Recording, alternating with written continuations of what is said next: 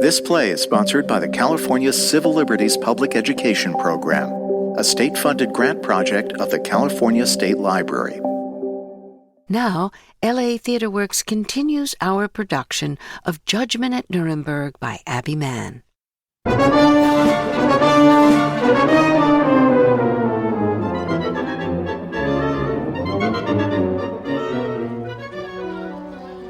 Did you hear the news? What news? Truman's speech. I'm not very interested in what Mr. Truman has to say. Oh, you'll be interested in this. It's in the newspaper. Listen. President Truman stated that since the Czechoslovakian crisis, he has become deeply concerned with the survival of the Western nations in the face of the threat from the East. Threat from the East. Survival of the Western nations. Just as Hitler said. The clash for survival between East and West, he knew. He knew. Ernst, you were the head of the judiciary. You have followers not only in Germany, but all over the world. If you get up and speak, the world will listen. You must get up and speak. Do you understand me? We have fallen on good times, have we not, Herr Hahn? In the old times, it would have made your day if I had deigned to say good morning to you. Now we are in this place together, you feel obliged to order me what to do with my life. We must stand together now. The most crucial part of the case is coming up now. They cannot call us criminals and at the same time ask us to help them. You must stand with us. It's not good for Germans to turn against one another. It will not be good for them to see that now. We must stand together now. We have common ground now. What common ground do we have? What do I have in common with you and the rest of the party hacks like you? Listen to me, Herr Hahn. There were terrible things that happened to me in my life, but the worst thing that has ever happened is that I find myself in the company of men like you. You have something in common? You were part of the same regime? You stood by that regime the same as the rest of us? There is something else you have in common. You are German!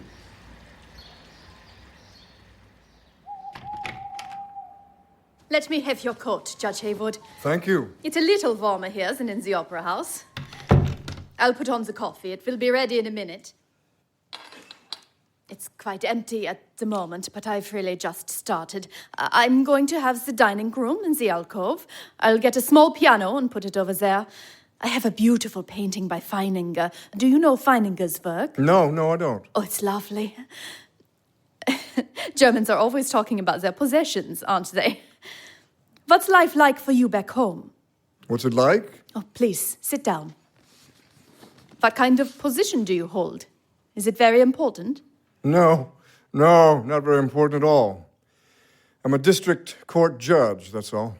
And for the last year or so, I haven't even been that. You are retired. Forcibly, by the electorate. You elect judges in the United States? Yes, we do. In some districts. Didn't know that. It's either one of the virtues of our judiciary system or one of the defects. I thought it was one of the virtues until I was defeated last year. I'm sure it was the electorate's fault, not yours. There seems to be a difference of opinion about that. I don't know. I was in a long time. I guess they just got tired of me, that's all. A new fellow came along.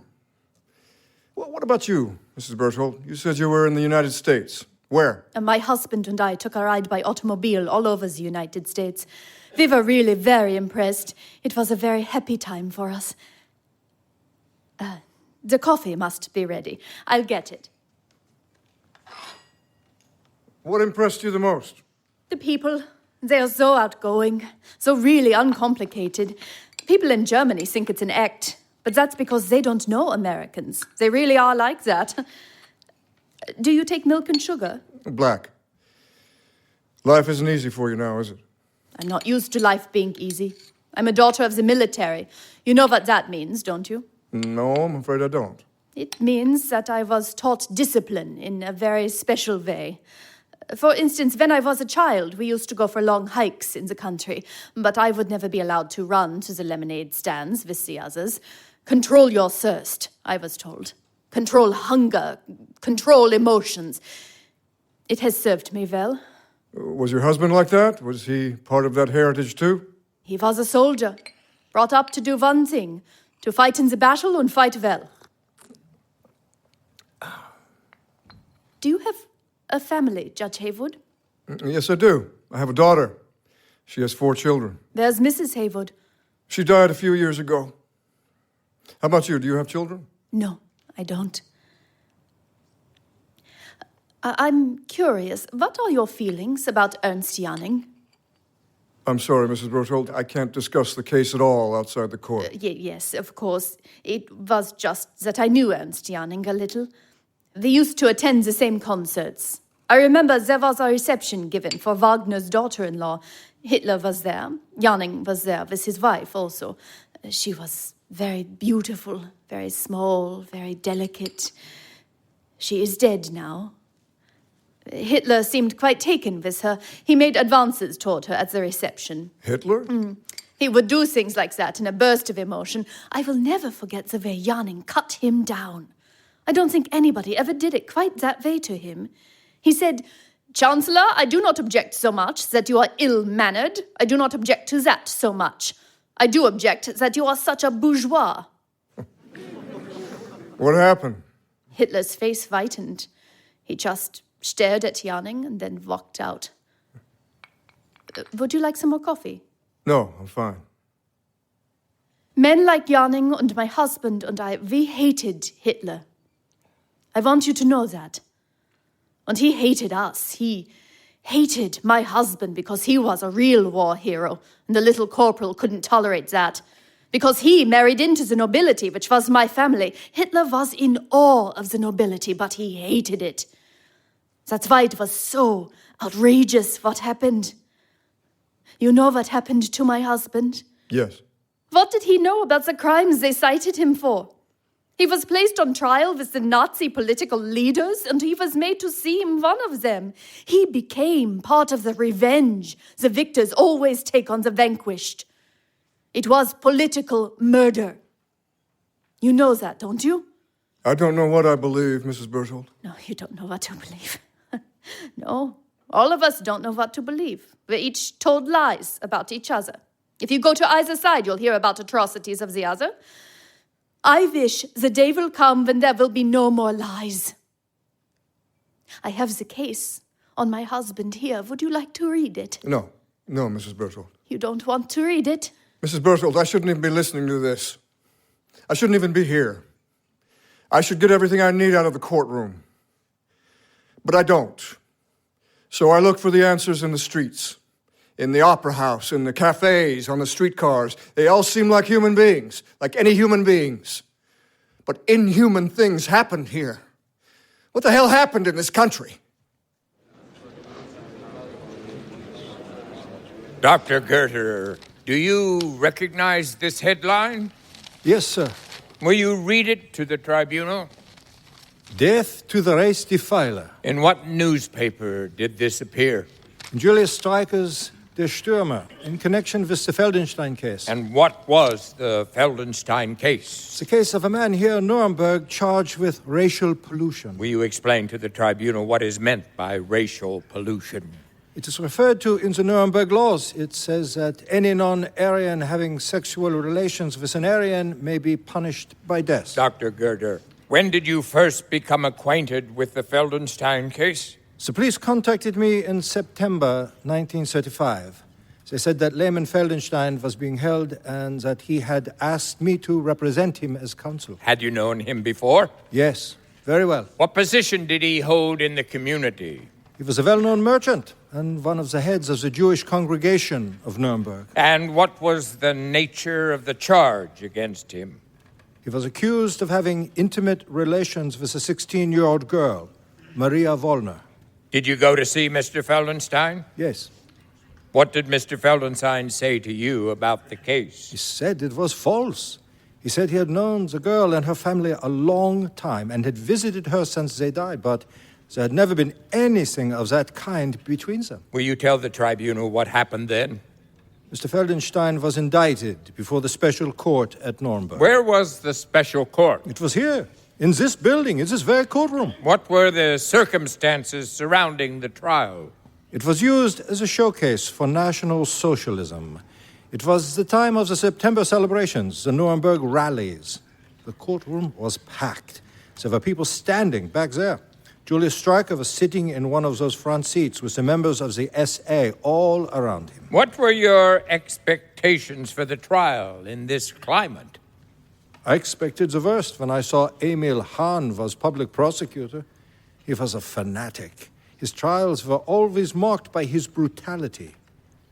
But I still had some hope for the outcome because sitting in the judge's bench was Ernst Janning. Thank you, Dr. Geuter. That's all. Defense counsel may cross-examine. Thank you. No questions. The witness is excused. The prosecution calls to the stand Miss Maria Vollner. Will you please state your name to the tribunal? Maria Vollner? Miss Vollner, did you know Lehman Feldenstein? Yes. When did you first know him? Since I was 5 or 6 years old. I'm not sure exactly. How old was he at this time? He must have been in his 50s. How old was he at the time of his arrest? He was 65. What was the nature of your relationship? We were friends? Did you continue to see him after your parents died? Yes. Why? We were friends. He owned the building I lived in. His business took him there quite often. What did you say to the police when they questioned you about having intimate relations with him? I told them it was a lie. Could you tell me who the public prosecutor was? It was Emil Hahn. Did the public prosecutor question you? Yes. What did he say to you? He took me into a separate room where we were alone. He told me that there was no use repeating my story because no one would believe me. There had been race defilement, and the only pardon for this was in killing the violator. He said if I protected Mr. Feldenstein, I would be held under arrest for perjury. What did you reply to him? I told him what I had said again and again. I told him I could not say anything else. I could not lie about someone who had been so kind to me. Were you held under arrest? Yes. What was the manner in which Emil Hahn conducted the prosecution? He mocked everything Mr. Feldenstein tried to say in his defense. He used every opportunity to hold him up to ridicule. What was the reaction of the audience? They laughed again and again. How long did the trial last? 2 days. Was the verdict passed at the end of the second day? Yes. What was the verdict? Guilty. What was the sentence? Mr. Feldenstein was sentenced to be executed. I was sentenced to be imprisoned for 2 years for perjury. Who was the presiding judge? Ernst Janning. Were the sentences carried out? Yes. Miss Vollner, it was not easy for you to come here and testify today, was it? People do not think Germans should testify against other Germans. But you have come. Why? I came for Lehman Feldenstein. That's all. Cross-examination. Your Honor, I would like to request that the witness be kept available. We will present further evidence on the Feldenstein case when it comes time for the defense to present its case. The witness will remain available. Prosecution will continue. Thank you, Your Honor. The prosecution will conclude its case with the evidence which I am about to offer. The defendants on trial here today did not personally administer the concentration camps. They never had to beat victims or pull the levers in the gas chambers. But as the documents and testimony we have introduced have shown, these defendants issued the orders and rendered judgments which sent millions of victims to their terrible destinations. Your Honors, there are no words to fully describe what happened, but we have a mute but eloquent witness, the camera's eye. I now respectfully request the tribunal to view what the camera saw. The map shows the number and location of concentration camps under the Third Reich. Buchenwald concentration camp was founded in 1933. The inmates at the camp numbered about 80,000. There was a motto at Buchenwald: break the body, break the spirit, break the heart. The ovens at Buchenwald. The evidence of last-minute efforts to dispose of bodies. An exhibit of the byproducts of Buchenwald was displayed for the local townspeople. A lampshade made of human skin. Human skin being used for paintings, many of an obscene nature. The heads of 2 Polish laborers, shrunken to 1/5 their normal size, a human pelvis used as an ashtray, is displayed. Children who have been tattooed to mark them for eventual extermination. Hundreds of inmates were used as human guinea pigs for atrocious medical experiments. A witness of one of the executions of Dachau gave the following description. Inmates were made to leave their clothing on a rack. The inmates were made to believe they were going to take showers. The doors were locked. Gases called Zyklon B were released through the specially constructed apertures.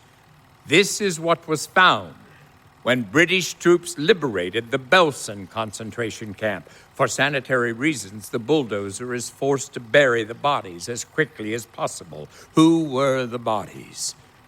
200,000 mentally and physically disabled. 220,000 gypsies. 3 million Soviet POWs. 2/3 of the Jews of Europe. Exterminated. More than 6 million, according to reports compiled from the Nazis' own figures. But the real figures? No one knows.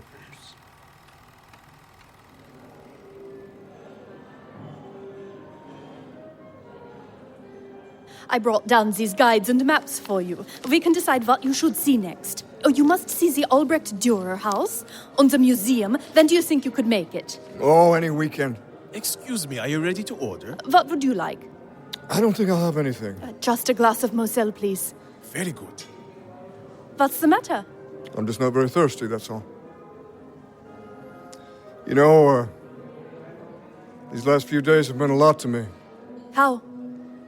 Well, I don't think you realize what a provincial man I am. I've been abroad exactly once before. When I was a doughboy in World War I, I used to pass places like this and wonder what they were really like. They've meant a lot to me, too. How? They've given back to me the feelings of the Americans I had. The feeling I had when I went to your country. Your Moselle, Fräulein. Oh. I saw someone who worked in the court today. He told me they showed those pictures in the courtroom. Colonel Parker and his pictures. He drags them out on any pretext, doesn't he? Colonel Parker's private chamber of horrors. Well, is that the way you think we are? Do you think we were aware of those things? Do you think we wanted to murder women and children? Do you believe that? Do you? Margareta, I don't know what to believe. Dan, my God, we're sitting here drinking. You don't know much about me, but we have experienced a few things together. How can you think that we knew? As far as I can find out, no one in this country knew. Your husband was one of the heads of the army. He didn't know. I tell you, he didn't know. It was Himmler. It was Goebbels. The SS knew what was happening. We didn't know. Listen to me. There are things that happened on both sides. My husband was a military man all his life. He was entitled to a soldier's death. He asked for that. I tried to get that for him, just that he should die with some honor. I went from official to official. I asked for that. I begged for that, just that he be permitted the dignity of a firing squad. You know what happened. He was hanged with the others. After that, I knew what it meant to hate. I never left the house. I never left my room. I drank. I hated with every fiber of my being. I hated every American I had ever known. Dan, one can't live with hate. I've learned that. Dan, we have to forget. We have to forget if we are to go on living.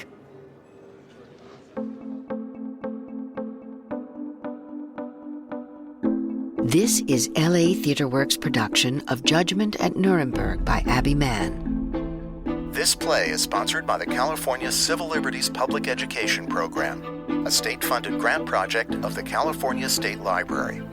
Our story continues next time. I'm Susan Lowenberg, producing director of LA TheaterWorks.